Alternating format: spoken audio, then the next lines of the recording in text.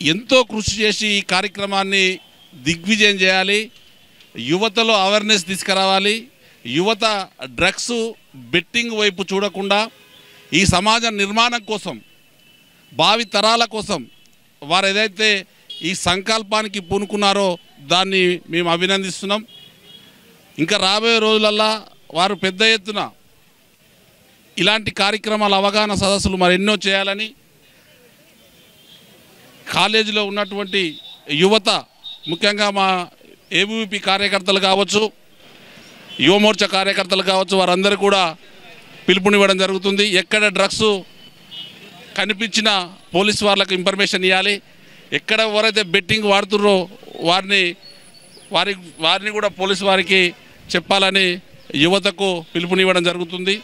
ఈ కార్యక్రమాన్ని ఇంత చక్కగా చేసినటువంటి వీరికి ప్రత్యేకమైన సురేష్ నరేష్ దండుకు వారందరికీ కూడా ప్రత్యేకమైనటువంటి కృతజ్ఞత తెలియజేసుకుంటూ ధన్యవాదాలు తెలియజేసుకుంటున్నాను. జై హింద్, జై భారత్.